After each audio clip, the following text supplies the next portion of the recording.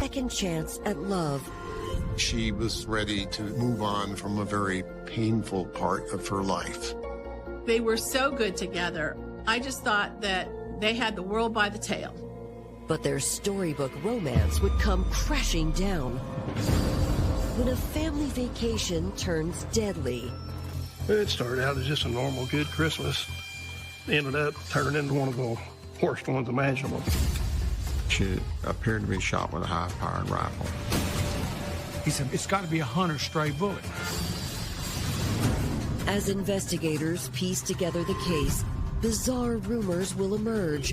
He passed him off as his illegitimate son. He was way too close to this guy. Exposing a passionate affair and a betrayal born of greed. There was an insatiable need for money. He made sure he looked like the innocent party, but you know what? He's just a liar. And my heart was broken. The best part of my life died right there. He played upon her vulnerability and was there to drain every penny she had.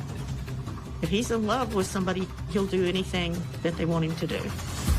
Louis, Missouri, and Nashville, Tennessee, lies the quiet river town of Paducah, Kentucky. It's a close-knit community. Everybody's waves at everybody. Everybody speaks to everybody.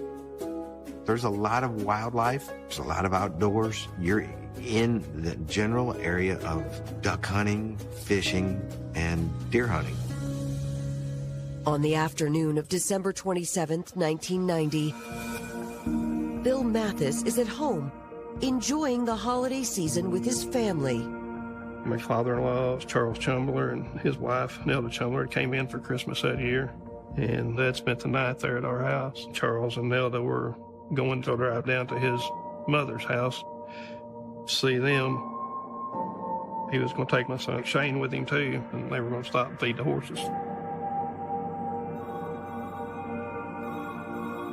Shortly after the phone rang, and Charles's mother said, "Bill, get down here. Someone shot Nelda." She was pretty hysterical. As soon as I hang up from her, I called 911, and then I jumped in my truck.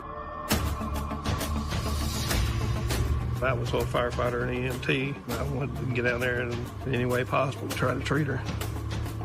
It was a really cold, gray, bitter day, quite a bit of snow on the ground. And I was going as fast as I could in a four-wheel drive truck without wrecking. Roads were really slick. It took a little bit to get down there. Of course, 1,000 things were going through my mind. As night falls, Bill Mathis arrives at the horse pasture on the farm owned by Charles's family. Our rescue truck had got there just ahead of me. Nelda was laying on her back. I could tell, looking at her jacket that she had on, it looked like she'd been hit right up under the collarbone. She didn't have a pulse. She was already as cold as it was that day.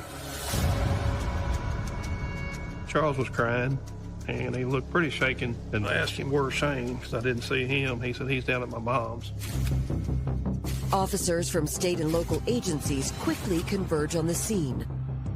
When I got out there, I found Charles Chumbler. I asked him what he's seen, because everyone's a suspect. What'd you see? What'd you hear? Was there anybody else around? He said, "Well, we were feeding the horses." He said, "I heard a shot." He dies on the ground to protect his grandson. And he looked over, and Nelda wasn't moving. Charles carried his grandson Shane back to the car and drove straight to his mother's home nearby to get help for his wife. Charles said there's been a terrible accident. Somebody shot Nelda. And he told somebody to call an ambulance and left the grandson there, and I went back. I wasn't really sure what to think about it at the time. I was in shock still.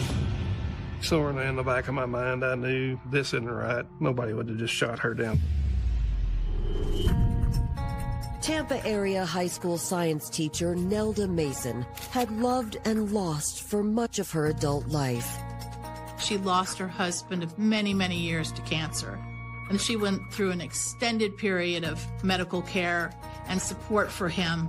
And it was grueling and expensive and time-consuming. Nelda had a rough time in the past, due to her husband and mother dying. Nelda had 2 kids. She was just, really good as a school teacher and loved her job and spent a lot of time at school. People at her school loved her. The staff loved her. The kids loved her. Everybody loved her. Nelda was a really good person. She was soft-spoken, just really sweet.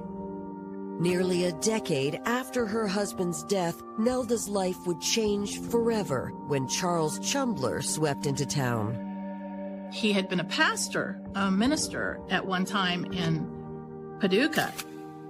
When I met Charles, he started being the minister at the church where I played the piano.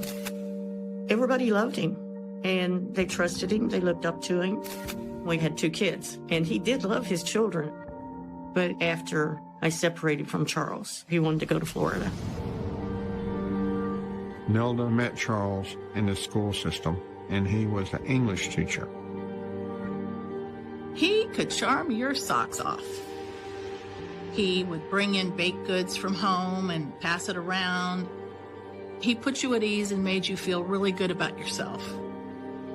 He totally was genuine. Charles may have had many admirers, but he only had eyes for the sweet widow with the heart of gold. Nelda was ready to move on from a very painful part of her life. And Charles seemed to present that opportunity.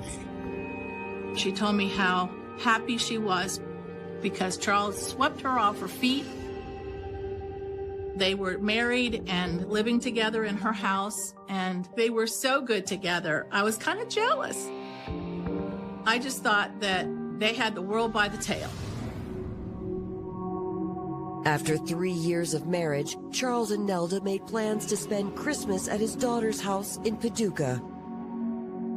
Charles thought that Nelda would enjoy getting away for a little while, and so he suggested that they could go up to the Chumbler farm in Paducah, Kentucky, and have a nice Christmas vacation. It started out as just a normal, good Christmas. Ended up turning into one of the worst ones imaginable. As investigators speak to a devastated Charles, he claims the bullet that struck his wife appeared out of nowhere. I asked him, you see anybody there? Was there anybody else around? He kept saying, I heard a shot way off, and it's got to be a hunter stray bullet. The hunt season was in, duck season was in, bird, quail season, rabbit season. There was a lot of hunting goes on in that area. He said, that's all I can really tell you.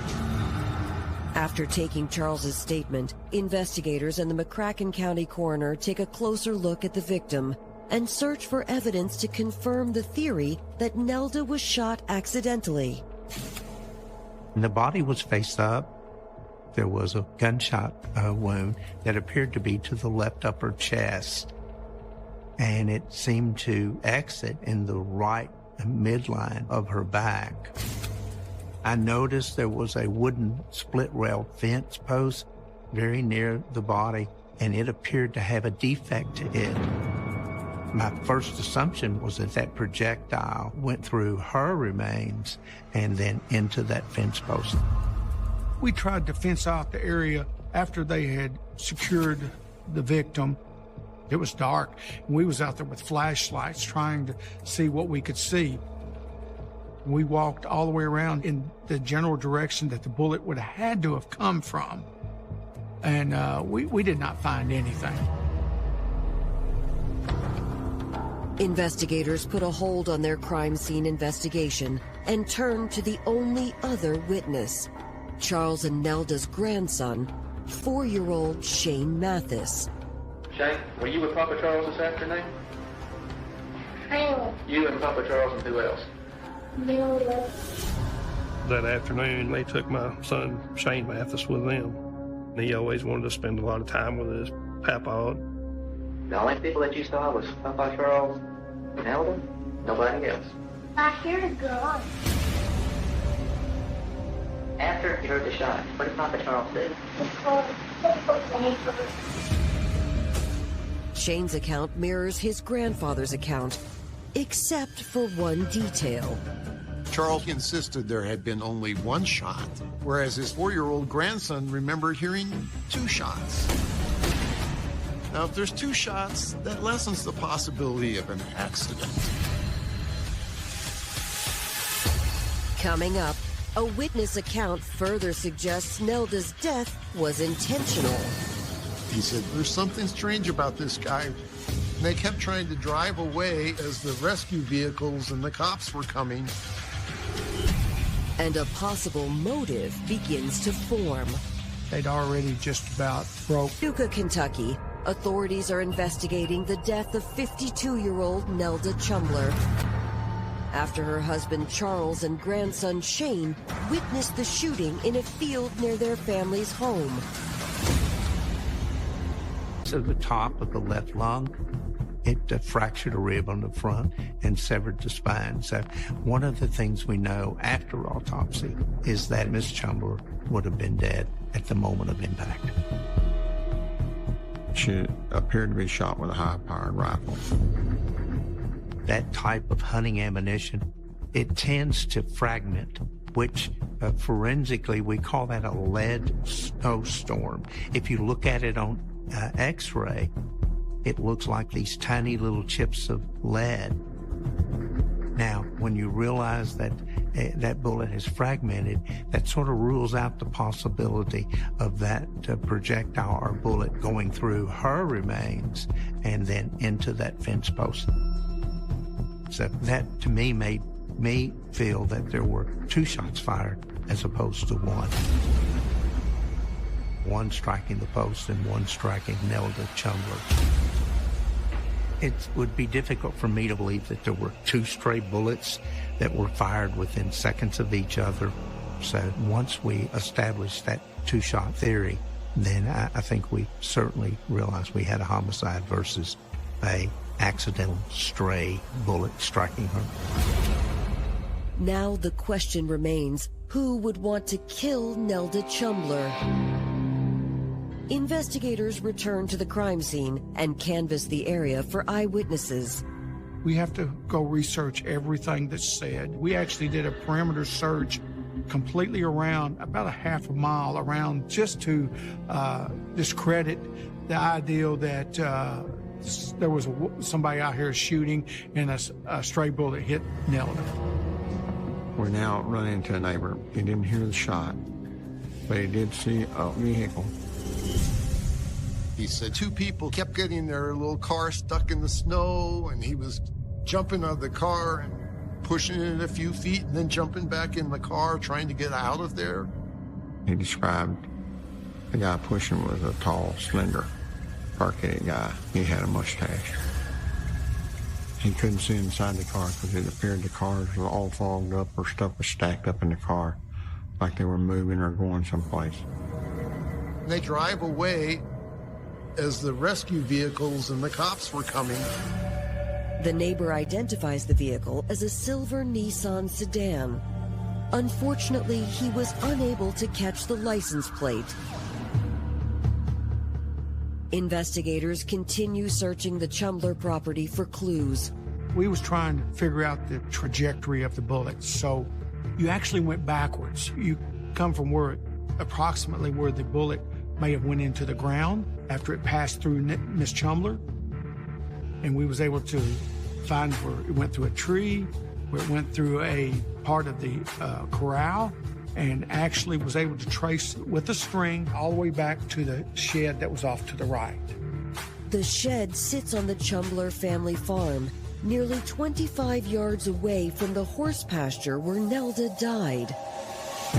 So I look inside the shed. We find several cigarette butts are in there. Newport was the type of butt inside the shed. People don't really smoke them a whole lot, not down in this neck of the woods at any rate. I clicked what few cigarette butts I could collect in there. As investigators continue searching the shed, a crack in the wall stands out to them. And it looks like to us that someone was standing inside that building and shot through one of the cracks. That told me that somebody in that shed is the one that shot the rifle. I really thought in my mind that this was premeditated. Something like this just don't happen unless it's been thought out. This was a planned ordeal. Detectives send the cigarette butts from the shed for forensic analysis. Back then, Kentucky didn't have the money or the means to do the DNA, but they can do the blood typing with your saliva. We got trace evidence, and we was able to track it. The type of blood that the person had that was smoking the cigarettes. This told us we was looking for somebody with A positive blood.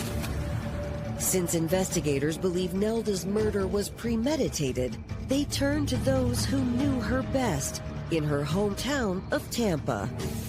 I said, y'all got your bags packed, and we're going to Florida. Hours into Nelda Chumler's death investigation, Kentucky authorities have designated the case a premeditated homicide and are searching for leads in Nelda's hometown of Tampa, Florida.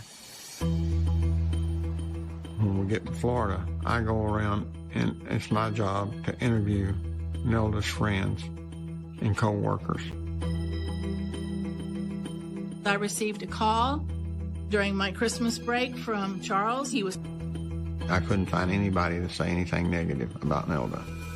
She was just real and honest, and she had had the success and joy of being a well-respected teacher in that school. Despite Nelda's seemingly perfect life, investigators learned that she was experiencing major financial issues. Nelda had received quite a large insurance settlement when her husband had passed away in the early 80s. It was a lot of money. I'd say probably close to $300,000 now. According to friends, her financial situation changed when Nelda and Charles received some unexpected news nearly a year into their marriage. One day there was a knock at the door, and Nelda and Charles went to the door, and it was Michael Kiriakis. Charles was saying that Michael was his illegitimate son. He said this was from a previous affair years ago. Nelda had no idea who Michael Kiriakis was. The 24-year-old told Nelda and Charles that he was sick and had no other family to turn to. Michael supposedly was suffering from cancer. He didn't have any health insurance, and he needed money. Here's her husband's illegitimate son, and now he was suffering. And it probably dredged up all the old memories of what she went through with her previous husband. And so she wanted to help out. Nelda just brought him right on in. She welcomed him in open arms. Nelda paid for his apartment. She paid for his treatment and paid for his food and his vehicle and his fuel. Nelda spent oodles and gobs of money on Michael. Money was going out faster than it's coming in. We interviewed so many people, a lot of her co-workers. There was lots of information, and they all felt like the same thing. They all knew Michael Kiriakis because she had talked about him. They all had warned Nelda that he was taking advantage of her.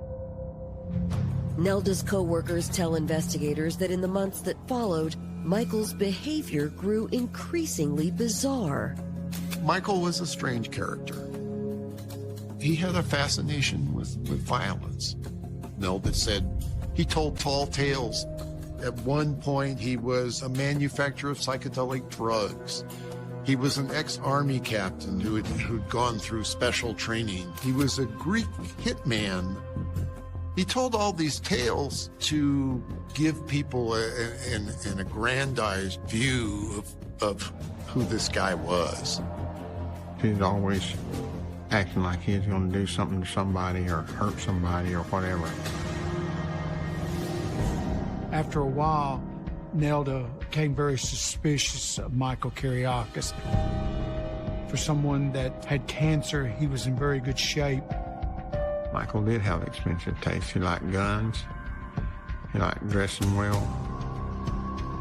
Nelda began to realize this young guy is driving me broke.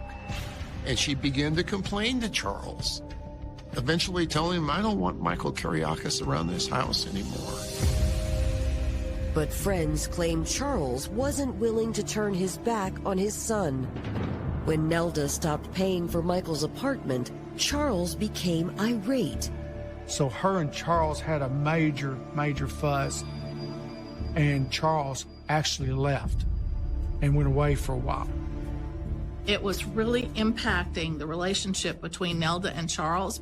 And the next time I saw Nelda, she was not the happy person she had been. Well, Charles come back sometime later and was trying to make amends to Nelda. Seemed like things were going very well, and Charles decided, let's go to Paducah. That's for Christmas. Let's go up there and see all my family.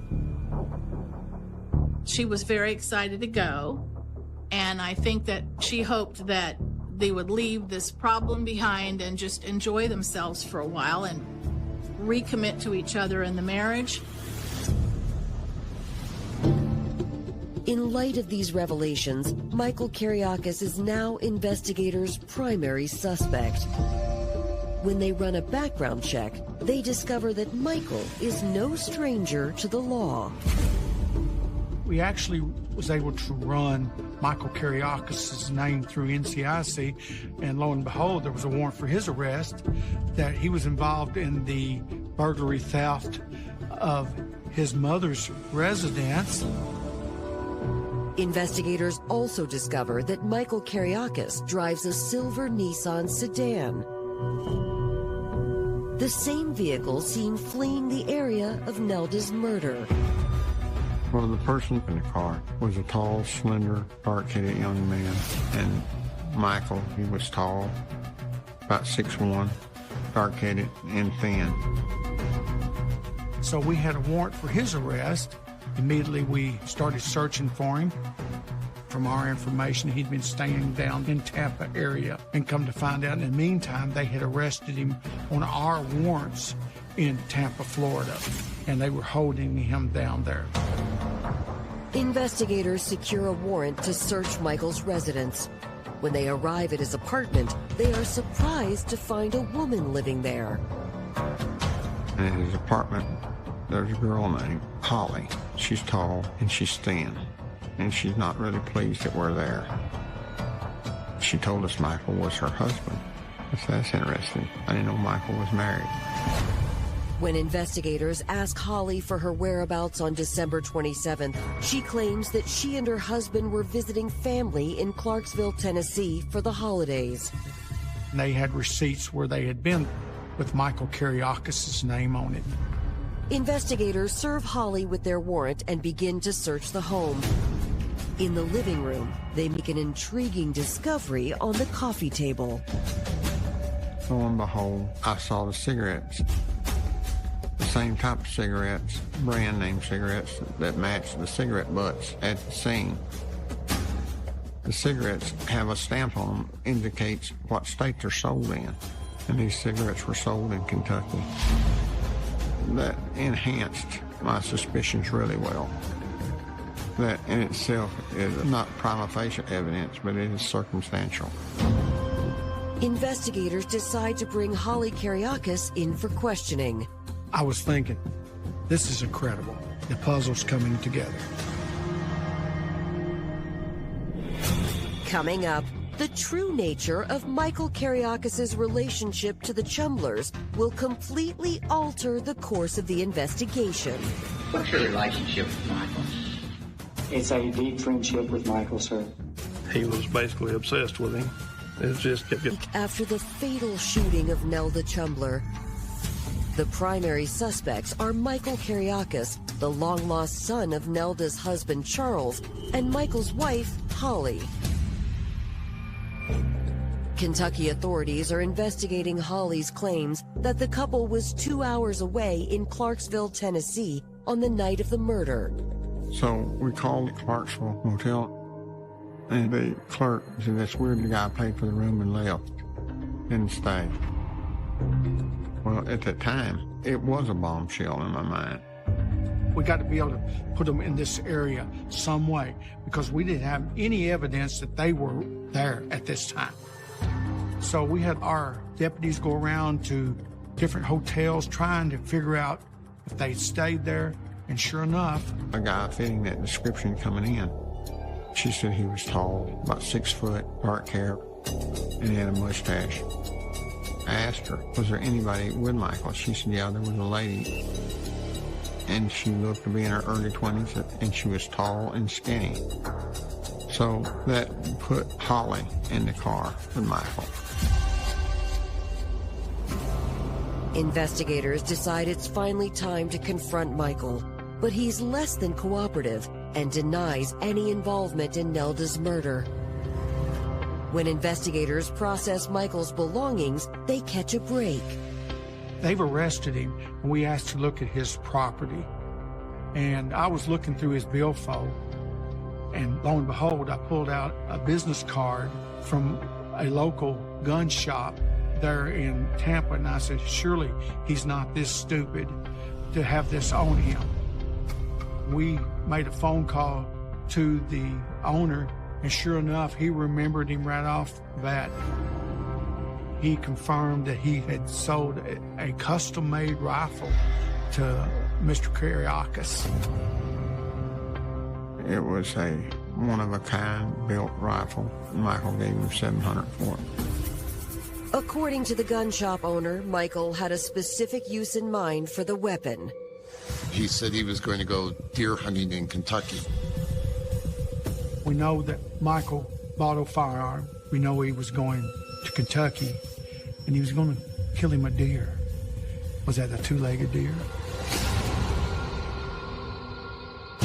Investigators decide to follow up with Charles's family to ask if they have ever met Michael Karyakis. That's when they drop an unexpected bombshell about Charles's relationship with Michael. I had a telephone conversation with Bill Mathis, who was Charles's son-in-law, and he told me that he thought they had a romantic relationship. I was stunned. I said, really? According to Charles's family, Michael is not his son, but his lover. I'd understood that Charles met Michael when he was 16 years old. Michael worked in the back of farming at Charles's home. There's a big age difference between the two of them. I only met Michael about 3 times. I knew immediately when I took a look at Michael and the way he was acting and everything that it was probably a lover. You know, it had to be. Both of them argued that they were just friends. But I knew in my heart it wasn't. It was different. Charles was basically obsessed with Michael. He's a young, physically attractive man sucking up to an older man who feels the need to care for him and to pay for his whims. Michael hit Charles up for money constantly, day and night. Charles, I think he would do anything Michael told him to do. He was just that way. Michael had that control over him. Charles only had a few $100s to his name when he moved to Florida. He was broke. He came back to Kentucky, and he said he was going to declare bankruptcy. But marry Nelda, up until that time, I'd never really even heard of Nelda. It was just kind of out of the blue. I was like, wow. I think the whole family thought he was turning over a new leaf. Michael was out of the picture as far as we knew. So we thought maybe he was changing and that he really wanted to, be married to Nelda. Investigators need more evidence to prove the affair and to determine if Michael acted on his own volition or if Charles was involved in the plan. I was given some information that I needed to look out back at Nelda and Charles's house and look in the backyard for a very large dish pan. Didn't really know what I was going to find. I thought, hey, who knows? So we had to do a search warrant for the house. And we go in the backyard. So I got back there, and sure enough, I found this very large dishpan. And I said, well, let's dig it up. And I turned the wash tub over, and underneath the wash tub is freshly turned dirt. And I said, that's unusual that you'd have freshly turned dirt this time of year, even in Florida. And I dig down about 1.5 feet, and I find a box. In that box are photographs of Michael and Charles. They're kissing and in romantic positions, and sex toys.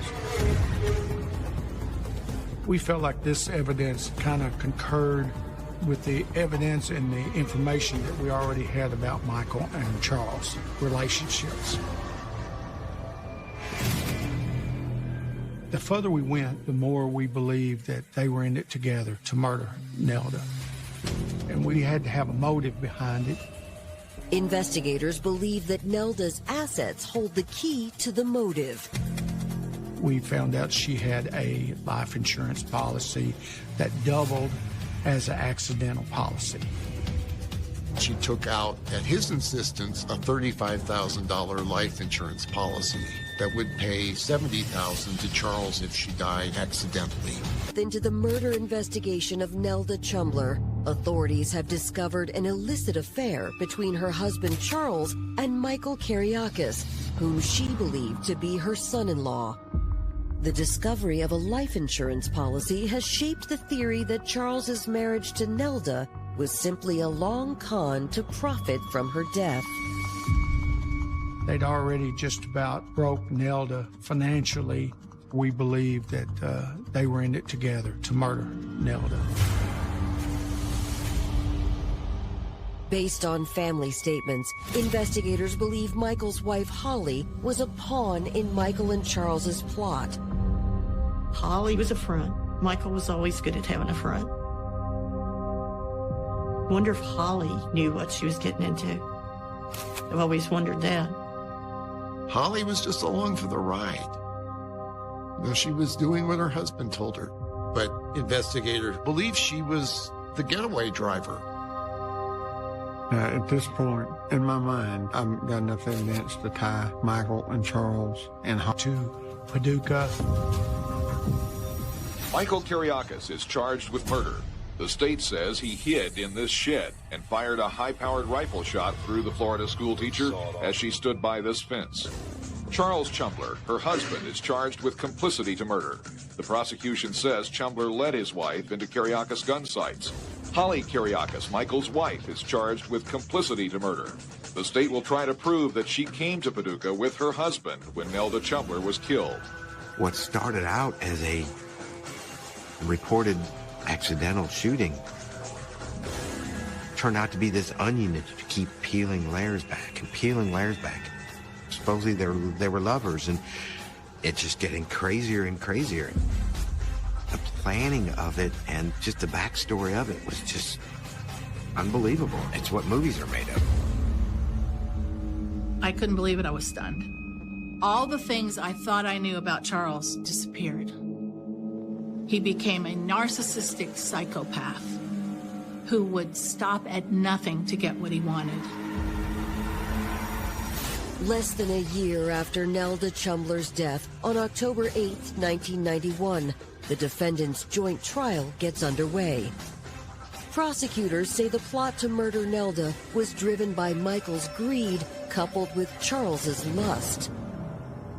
There was an insatiable need for money from Michael, for whatever Michael needed, the car, the place to live, the lifestyle, whatever it was, Michael was given it by Charles. And no matter how he had to get it. I know Charles well enough to know that if he's in love with somebody, he'll do anything that they want him to do. Prosecutors assert that after Charles charmed Nelda, Michael entered their lives under the guise of being Charles's long-lost cancer-stricken son. Nelda dug deep in her own financial worth to provide for Michael's cancer treatments. To use somebody like that based on a lie is unconscionable. He played upon her vulnerability, and Michael was there to drain Nelda with every penny she had. But when the money run out, they got desperate. And then I think that started the spiral of their plan to get Nelda's life insurance. Under the pretense of a family vacation to Kentucky, prosecutors say Charles lured Nelda into an ambush. Michael Kiriakis bought this gun, took his wife Holly on an overnight drive from Tampa to the Chumbler farm, and he hid in a shed not far from the main house. Charles has his 4-year-old grandson with him. Tells his parents that we're going to stop and I'm going to show the horses to Nelda. They drive down the road just a little piece from where the barn is and where the horses are at. Charles told Nelda to stay where she was, that he and his grandson were going to go ahead and feed the horses themselves. Michael fired 2 shots from the shed. The first one missed. And then Michael Kiriakis shot and killed Nelda Chumbler.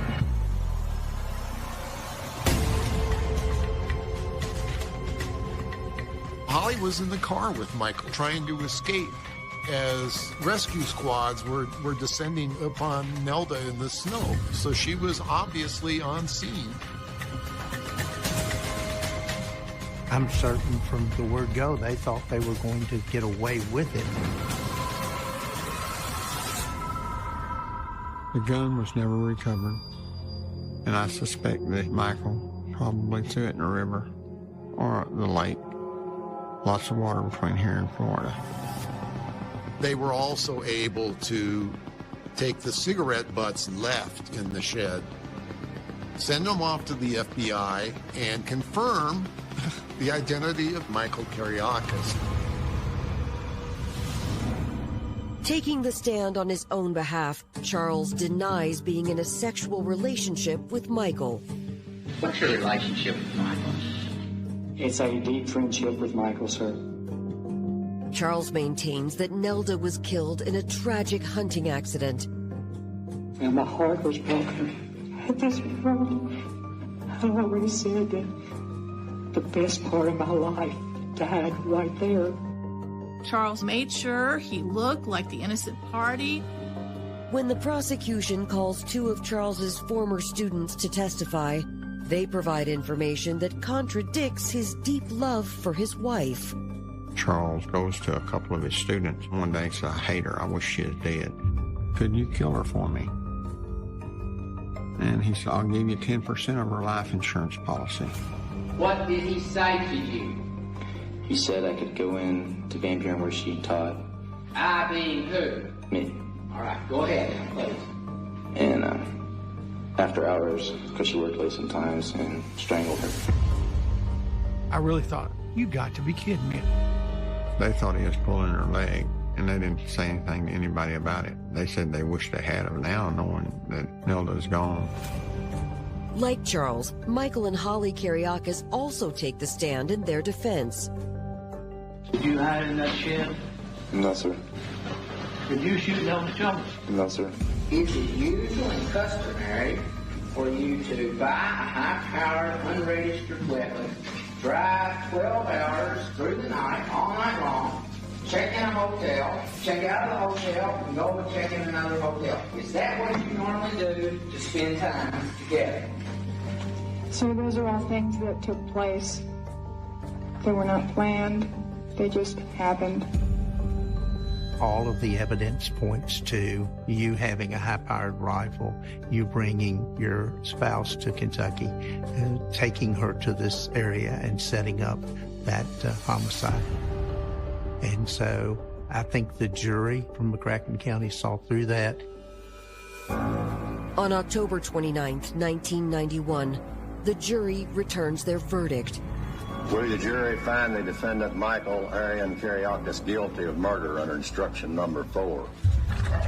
Will the jury find the defendant Charles Aaron Chumbler guilty of complicity to murder under instruction number 5?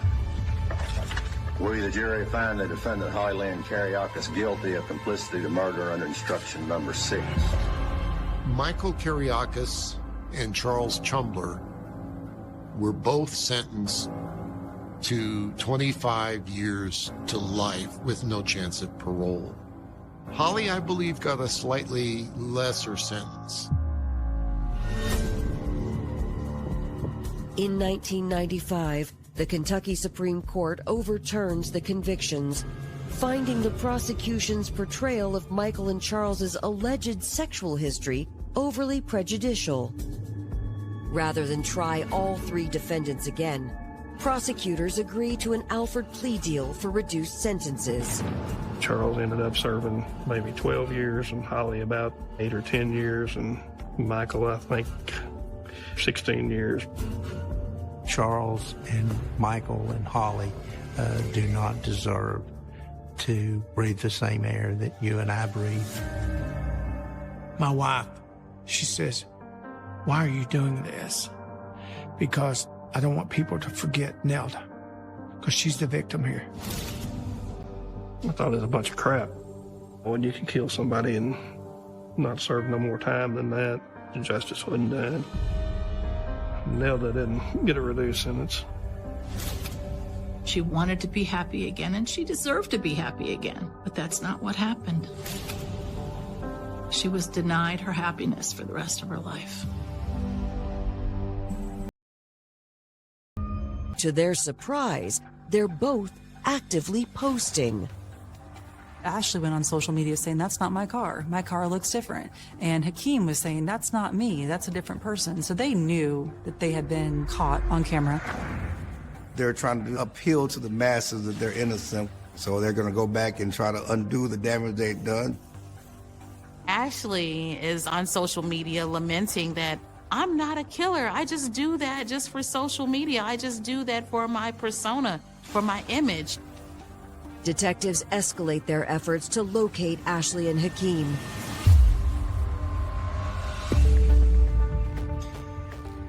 We're doing research for places she might be staying. So we do surveillance, and the next day, we end up finding the PT Cruiser at another family member's house. They see that the red PT Cruiser is there. And then this U-Haul truck pulls up. Then they see Ashley come out of the house. Ashley's trying to move out. You know, she's hired someone in a U-Haul truck to move. And so she's saying she's innocent, but she's already on the lam, so to speak. We still hadn't seen Hakeem at this point. We just saw the other individual in the U-Haul. As authorities keep watch for Hakeem, Ashley suddenly gets in her PT Cruiser and drives away, followed by the moving truck. So they follow her in this U-Haul. But the U-Haul truck obstructs their view and they lose the car. We end up losing the PT Cruiser just because it can move a little bit easier than the U-Haul, and we were able to stay on the U-Haul pretty well. They pull the U-Haul over. When you pull over someone who chose to show the world that it wasn't just what you saw on social media. They wanted to live it out, and they did. I did love Hakeem because he needed love, and he wanted life together. When his son was born, that was the most exciting day of his life. He was so in love with her, and everything was devoted to her. But their domestic bliss is torn apart by a hail of gunfire. He had been shot at least one time in the head. She had blood all over, crying and hollering, and I just couldn't figure out what happened. Is this a random act of violence or something more sinister? His stepbrother had been involved in some robbery, so you think it was targeted? The search for the truth will lead investigators down a dark road and reveal a conspiracy born out of obsession and lust. He was so in love with her that he was proud of what he did. I got myself mixed up in something I didn't think would be like this.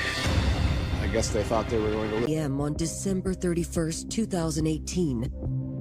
As people gather to ring in the new year, Police receive a frantic 911 call. 911 was there to see emergency. I need help. My husband was shot. I need help. 2 different police units from St. Joseph Township arrived almost simultaneously with the Medic 1 personnel, the ambulance, and the paramedics. First responders find 21-year-old Kamaya Hassel cradling the unconscious body of her husband, Tyrone. Let us get in there, hon, okay? Okay. He had been shot at least one time in the head. There was blood spread around the ground and also on the side of the pickup truck. Do you have any idea what happened here? No, he just brought us something to eat. Okay. We were sitting on the couch eating, and then I just heard gunshots. Kamaya tells them that she and Tyrone were in town visiting family for the holidays, and he just returned home from a New Year's Eve party. They were staying with Tyrone's father. Where did he get shot at? Who is it? Do you know who he is? He'd been shot in the driveway of the residence. There were pools of blood on the concrete. He had been shot in the head and the neck, and I believe upper arm. I knew it was not good. Although Medic 1 did say they had a pulse. As paramedics fight to save Tyrone's life, both his loved ones and police are left with more questions than answers. I know this is messed up. We got to get you guys out of here so we can secure this scene, okay? We got to collect some evidence and find out what the hell's going on here, okay? Who had shot Tyrone and why? 23-year-old Tyrone Hassel had been born and raised in Benton Harbor. His parents divorced when he was 10 years old, but Tyrone remained close with both of them. Instead of one family, he grew up with 2. His mother had 2 other kids. That was not mine. And then when I got married to my wife, we added on 3 other brothers. It's a pretty big family, and everybody looked up to him. He was a little firecracker. He was always on the go, but never sit down. He always wanted to do things, so I knew that he was gonna be something, you know. In high school, Tyrone quickly set himself apart from his other classmates. He was both an honor student and star baseball player with ambitions of playing in college. Everything he put his mind to, he fully applied himself. In baseball, his coach would tell you he was an all-around player. First base, shortstop, outfielder, even as a pitcher. He actually earned himself an honors scholarship. Once Tyrone got to college, however, his priorities changed. Baseball may have been his first love, but he soon discovered a different calling. One day he called me from college and was like, "Ma, I think I'm gonna go to the Army." He actually told me he wanted to go for his country. He was going as a mechanical engineer. So I was like, oh, okay. He was like, I'm gonna be fixing tanks and stuff like that. I was like, well, I'm cool with it if you talk to your dad.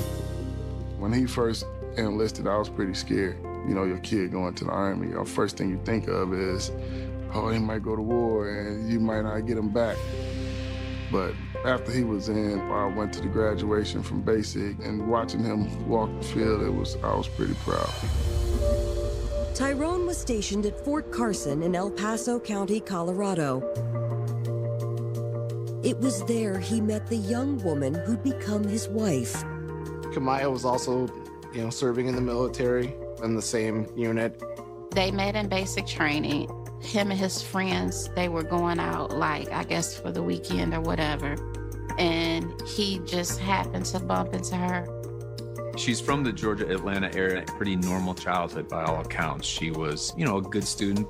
She was successful, joined the Army after high school. All the soldiers would talk about how in love Sergeant Hassel was with Kamaya. He was so in love with her, and everything was devoted to her. Kamaya made a good impression on Tyrone's family as well. She ended up calling me Mom right off top. Every time I called, I always told her I love her. I love you too. It was just this thing about her. She was very, very sweet. After nearly a year of dating, Tyrone and Kamaya got married. The couple were soon restationed together to Fort Stewart, Georgia, where Tyrone was promoted to the rank of sergeant. Not long after the move, the newlyweds had even more exciting news to share. He called me so happy. He was like, I got some good news. And I was like, what's going on? He was like, you're gonna be a grandmother. When his son was born, it meant everything to him. You know, it was like, that was the most exciting day of his life. Tyrone used the money from his recent promotion to buy a house for his family close to the base. But before they had a chance to settle into their new home, duty called once again. The baby was about to turn 1 when he went to Korea. They both got deployed. He went first and she went second. Me and my husband kept him when they were deployed. And it was like every day, no matter what, he would FaceTime him at least twice just to see him and talk to him. Both Tyrone and Kamaya returned home a year later in October of 2018. Tyrone in particular seemed determined to make up the time he lost with his young family. He was making sure that they had everything, you know, that his family needed. He knew what it was like to come up with not everything. He just had that mind state to do better. He's taking care of his family. He's an inspiration to everybody.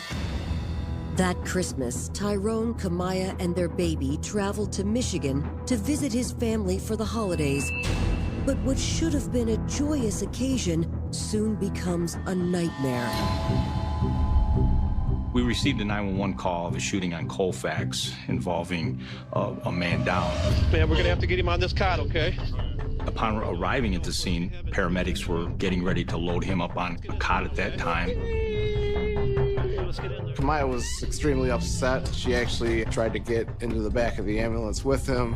Hey, back up! I actually had to grab her and pull her away. It was at that point that I knew that, personally, being a military vet, that I wanted to do everything that I could to figure out what happened to Sergeant Hassel. Coming up, investigators make a discovery that suggests the shooter may be hiding out nearby.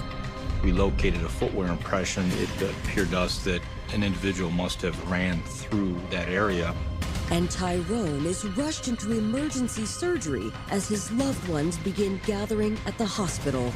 I said, please tell me. In Harbor, Michigan, 23-year-old Tyrone Hassel has been gunned down outside his father's house on New Year's Eve.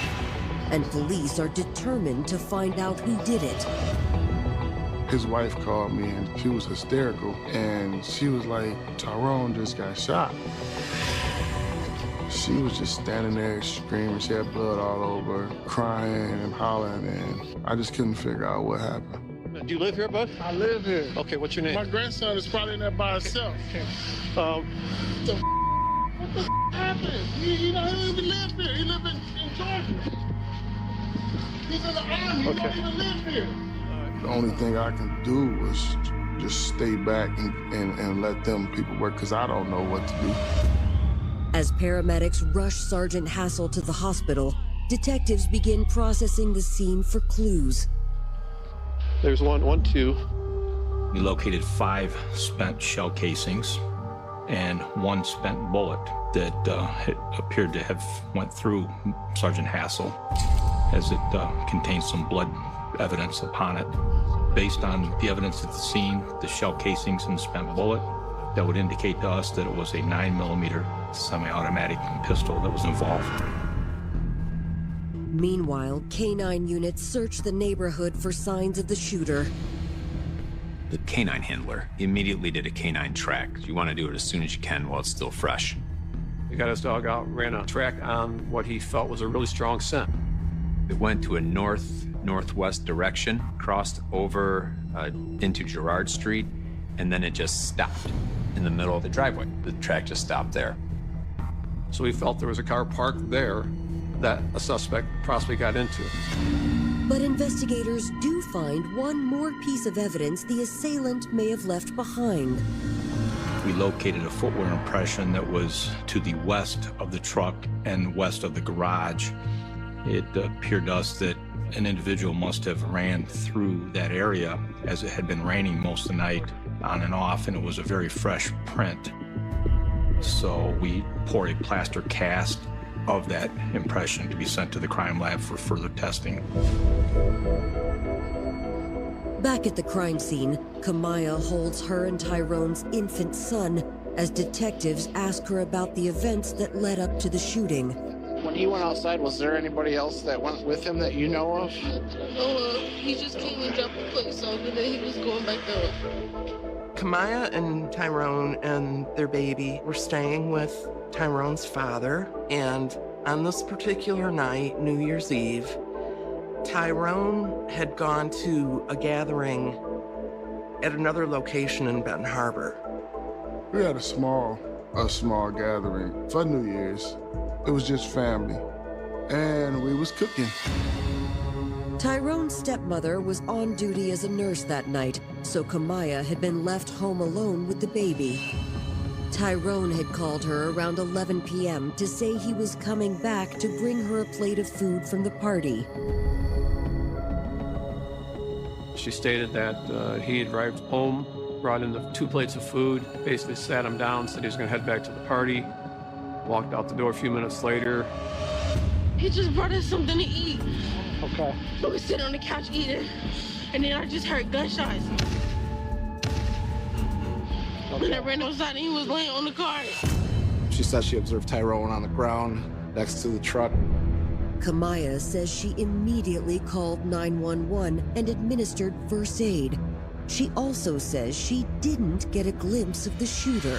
I asked Kamaya if Tyrone had any problems or any issues while they were here in Benton Harbor visiting, or if he had any enemies. And Kamaya basically indicated that there were no people that she knew of that would want to hurt Tyrone. I don't think he was beefing with anybody. He was just at his friend's house. He was at the family's house, and then he came here. Do you know who shot him? No. Authorities release Kamaya so she can head to the hospital to be with Tyrone. Next, they turn their attention to other family members gathering at the scene. I asked Tyrone Jr. if he had any idea what may have happened to his son, or if he had any problems that he was aware of. Tyrone Jr. didn't know of anything. The home is a safe haven. It was like I spent my entire life protecting my son, and I couldn't protect him from this. It's possible Tyrone had been the victim of a random armed robbery. They either knew who he was or it's a robbery. It's gone bad, based on what I'm seeing. Because he's doing damn good to himself. Yeah. I wonder if they say he got any cash in his pocket, because I know I just saw him pull some money out. But detectives realize there are several problems with the robbery theory. St. Joe Township, where the incident occurred, is mostly a bedroom community. In the 34 years that I've been with the township, we were fortunate only to have 6 homicides during that time. Nothing was taken from Sergeant Hassel. His wallet was still there with lots of money in it. His cell phone was still there. His truck and the keys were right there. As news of the shooting begins to spread, doctors are rushing Tyrone into emergency surgery. Just as I was coming around the corner, he was coming around and I could see blood. The only thing I could think was like, God, please, no. Don't let this happen. I could see like his eyes partially opened, and I said, please tell me, that he gonna be okay. Doctors do everything they can to save the 23-year-old soldier. The doctor came out and he tried to hug me, and he was like, he was already gone. I just sat there and cried and cried. And then one of my friends, she said that his wife is here. I walked toward her and I grabbed the front of her and I'm like, Kamaya, what happened? Please tell me what happened. And she just dropped her head and she said, I don't know. Authorities are immediately notified of Tyrone's passing. So we decided to activate the homicide task force to track down leads. So all of us were scared because we still didn't know what happened.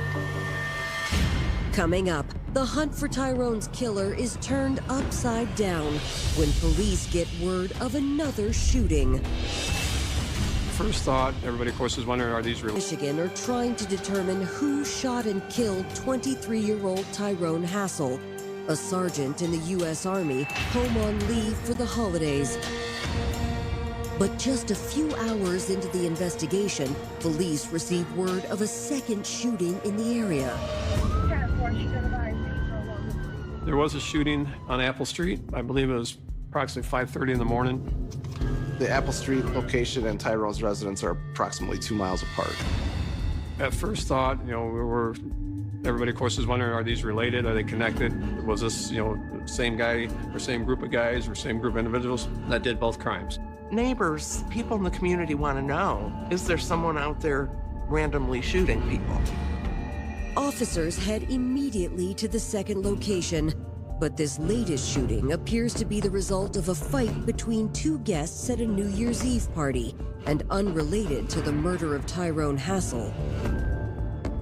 It was developed through witness statements and video statements that it actually was separate cases. We were able to rule out the connection with that shooting because the people alleged to have shot the victim had a whole different vendetta against that individual. There was nothing that tied Tyrone to that shooting. It didn't appear that he had ever been at the party. Homicide detectives head back to the neighborhood where Tyrone had been killed. They go door to door, asking neighbors if they saw anything suspicious prior to the shooting. Many of the homes within several blocks of that neighborhood are people who've lived there for a long time. A lot of the neighbors know each other. Hey, how are you? We made contact with the close neighbors the following morning, right around the corner from the Hassel's residence. They had seen a dark color, newer vehicle backed up into the driveway across the street. They felt that the vehicle was very suspicious due to the fact that the house was listed for sale. There was nobody living in the house. He stepped out of his car and started walking. And I watched him, and he went and turned left. Okay. Did you hear anything? Gunshots. A short time later, we saw someone turn to the vehicle and speed out of there.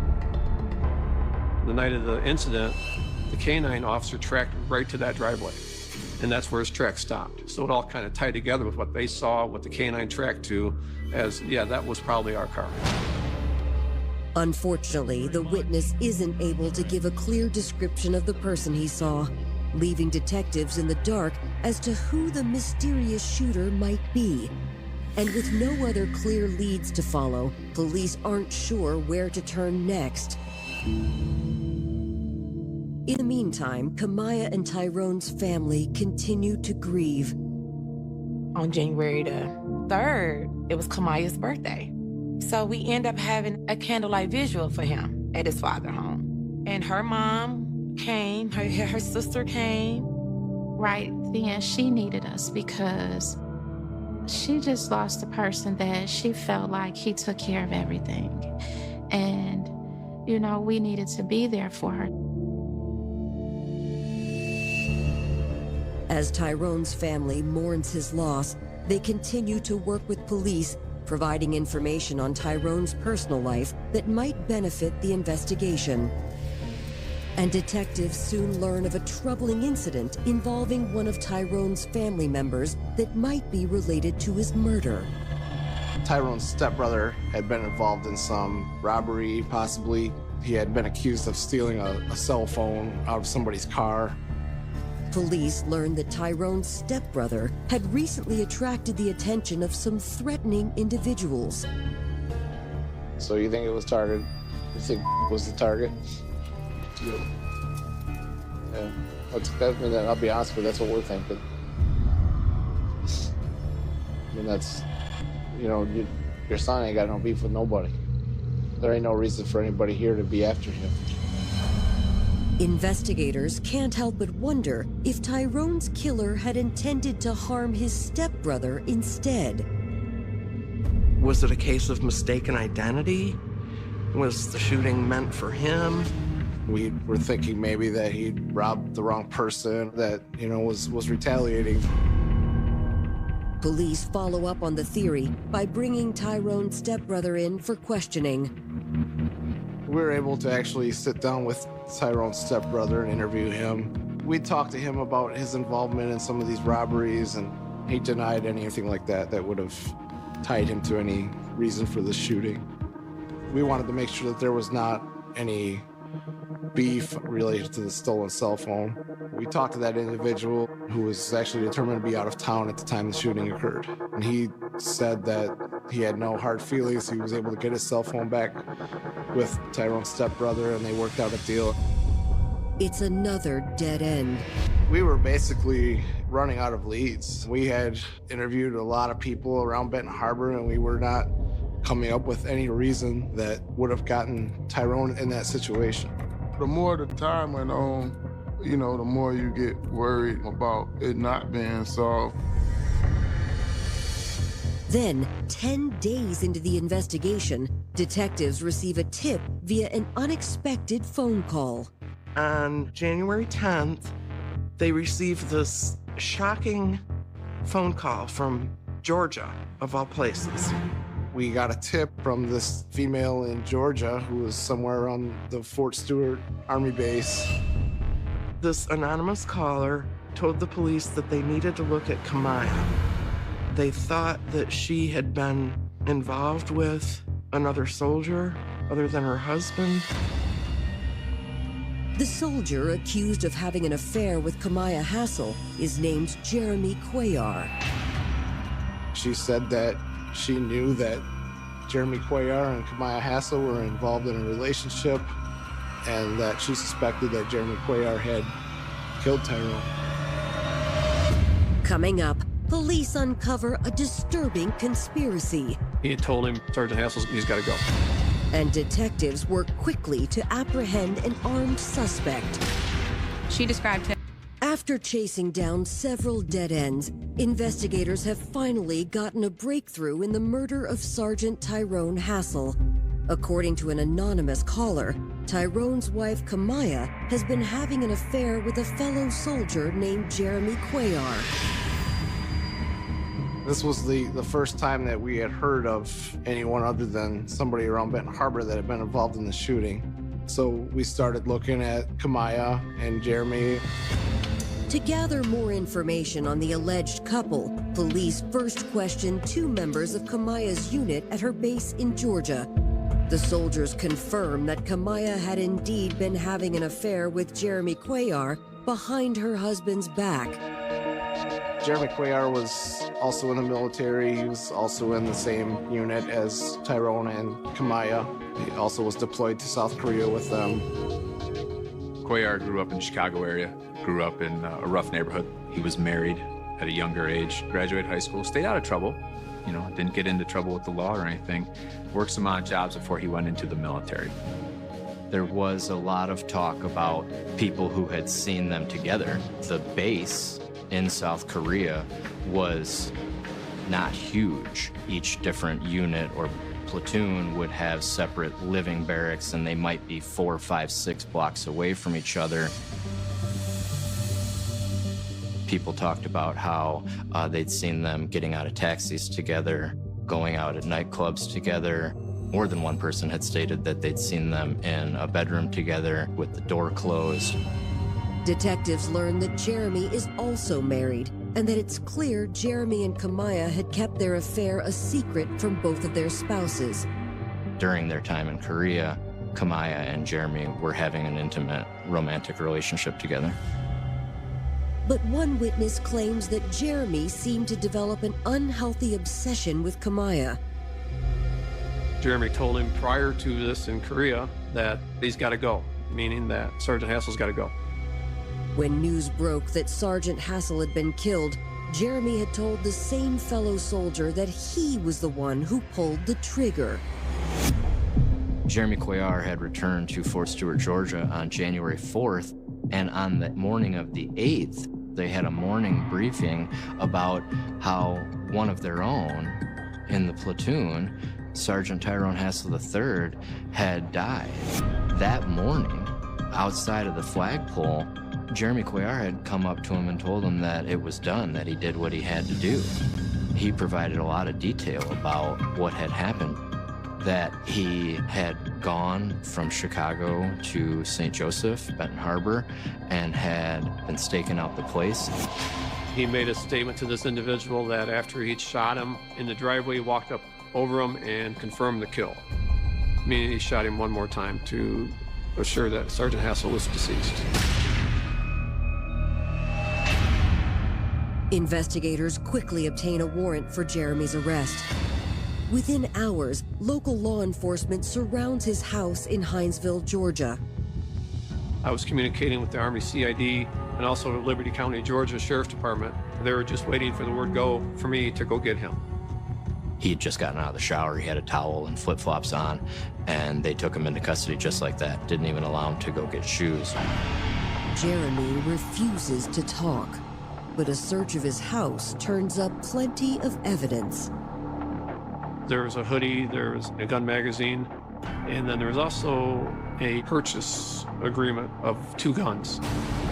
Back in October and December of 2018, Jeremy Cuellar purchased 2 pistols from another person in the Army. He bought a .40 caliber Glock, and he bought a 9mm Ruger. We knew the shell casings at the scene were all 9mm. I sent all the shell casings there, which they ran tests on to assure they were all fired from the same gun. Police find more evidence in Jeremy's vehicle. As far as his vehicle, they towed it to their sheriff's department that night, found items of evidence in there, a receipt from a clothing store and also one from a Walmart where there's a GPS unit bought. Most people aren't relying on handheld GPS devices very much these days. It became a little bit more incriminating, in my opinion, when you pay cash for one, and you do so right before you're about to make trips back and forth from Chicago to Benton Harbor, where you're going to murder someone. But had Jeremy acted alone? With evidence now connecting her to Jeremy Cuellar, homicide detectives in Michigan ask Kamaya to come in for another interview to see what she has to say about the affair. Kamaya was taken to the police station and questioned, and she denied any involvement in this whatsoever. She originally stated, hey, Jeremy Cuellar is just a guy I work with on base. You know, he's in the same unit, we do the same job. She was denying the entire thing. They had no sexual relationship, there was nothing more. But when she's confronted with the testimony from her fellow soldiers, Kamaya's story suddenly changes. I told her I didn't believe her. I said, if you want to get out in front of this, this is the time to do it. Explain what your involvement was, how much you knew. She ended up confessing that she was involved with Jeremy. Kamaya tells police that her marriage to Tyrone wasn't as happy as it seemed on the outside.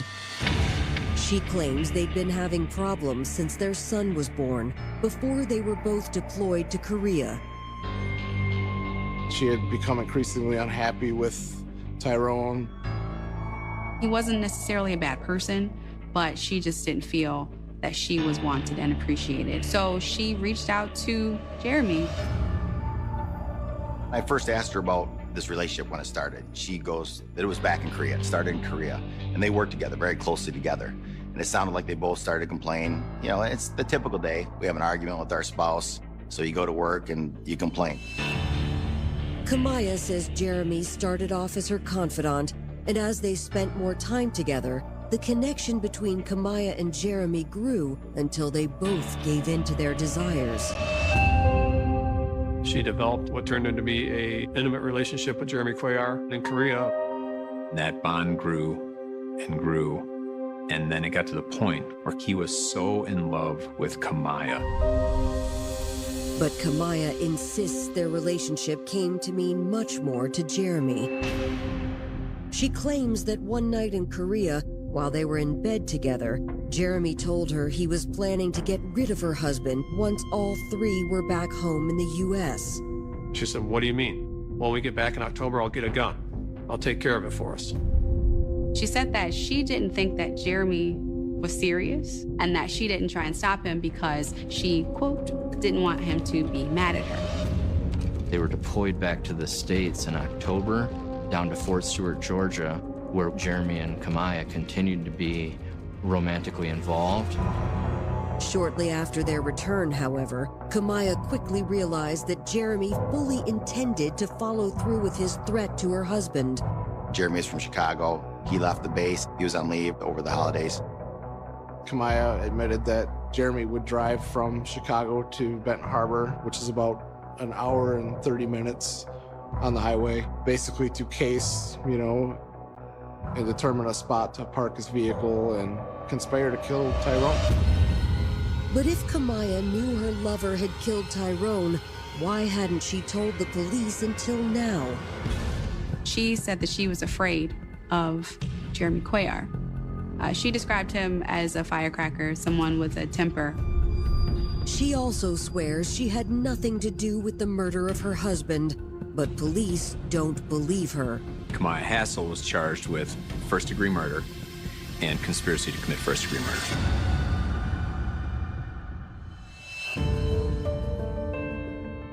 On January 12, 2019, Sergeant Tyrone Hassel is laid to rest. But as his family says their goodbyes, they learn the shocking news that Kamaya and her secret lover, Jeremy Cuellar, have both been charged with his murder. My husband said, I'm gonna give you the bad news. Kamaya did it. And when he said that, I remember just screaming, like, no, no, no.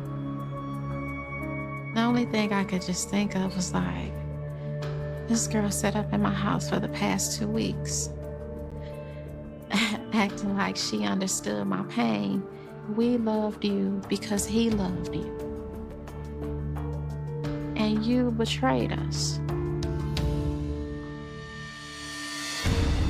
But as the murder case heads toward trial, Kamaya and her attorneys make a shocking move that puts her conviction suddenly in doubt. The defense was trying to put forth the idea that this was a forced confession, that Jeremy Cuellar did this all on his own. Coming up, will Kamaya's attempt to retract her statement result in a mistrial? There's always uncertainty with jury trials, no matter the strength of the evidence. And a secret jailhouse recording finally reveals the full truth behind Tyrone Hassel's murder. I got myself mixed up in something I didn't think would be like this.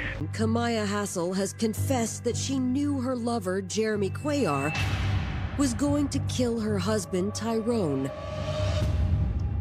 But as her murder trial approaches, Kamaya's attorneys attempt to retract her statement. If successful, the move could exonerate Kamaya and make prosecuting Jeremy more difficult. Before the judge has a chance to make a ruling, however, Kamaya makes a critical error. When Kamaya Hassel got booked into jail, the first person she called was her mother. I knew what was happening with Tyrone. When did all this come about? It was planned in Korea. I got myself mixed up in something I didn't think would be like this. We planned it. Y'all planned it? He was forcing me, and I don't know. Who was forcing you, Kamaya? His name is Quay. Because he wanted to be with me so that we could be together. So now we gotta not confess him once, we gotta confess him twice. But while it's obvious Kamaya helped conspire to kill Tyrone, it's not clear who was the true mastermind behind the murder, Kamaya or Jeremy. When Kamaya's trial begins on July 15th, 2019, her attorneys argue that the murder was Jeremy Cuellar's idea. He is clearly involved in this. He's clearly responsible for this. But just because he's responsible does not mean Kamaya Hassel's involved. No. This is Mr. Cuellar's plan. This is his idea. But prosecutors counter with evidence that suggests Kamaya was the driving force behind the crime. We had actually searched Kamaya's phone for possible evidence regarding her involvement in this planning of the shooting. and we were able to find evidence of her and Jeremy communicating through Snapchat. Snapchat has a reputation for somehow being more private or secure because of the disappearing nature or non-savable records of the messages that were sent back and forth. Kamaya's data showed that she deleted her Snapchat account a few days before she was arrested, but Jeremy hadn't deleted his. When we did search warrants for Snapchat, we could not get Kamaya's records, but we did get Jeremy's records. We were able to later piece up Kamaya's username and look at all the Snapchats going back and forth. When Kamaya Hassel and Jeremy Cuellar first started talking about this plan, it was over 6 months before the murder happened. They were stationed in Korea in February of 2018, and Kamaya Hassel and Jeremy Cuellar started to get into a romantic relationship around April, and it got to the point where Kamaya Hassel told Jeremy Cuellar, you know, we can be together if my husband's out of the picture. He was so in love with Kamaya that he went along with whatever she wanted him to do. And on New Year's Eve, Kamaya finally put her plan into action. There was some urgency on Kamaya's part because she and Tyrone were going to be going back to Georgia on January 2nd. She basically told Jeremy that she wanted this to happen before they left. Shortly before 11 o'clock, Jeremy Cuellar had Snapchatted with her, hey, this isn't going to work tonight, I'm going to head back. She said, no, don't go back. He's coming home with food shortly. Get it done, now. She saw the opportunity, and she had Jeremy Cuellar sucked in. Jeremy is obviously responsible for the killing. He pulled the trigger, but she may as well have had her hand on that gun as well, because she let it happen. On top of their scheme to get rid of Tyrone, Kamaya and Jeremy would also benefit from a sizable life insurance policy. Kamaya was the one who was the named beneficiary under the service group life insurance. Kamaya believed that if her husband was killed, she would have a large sum of money that was $500,000, and that was the price she put on her husband's life. They were going to head back to Georgia, and they would receive the benefits for Tyrone's death, and I guess they thought they were going to live happily ever after.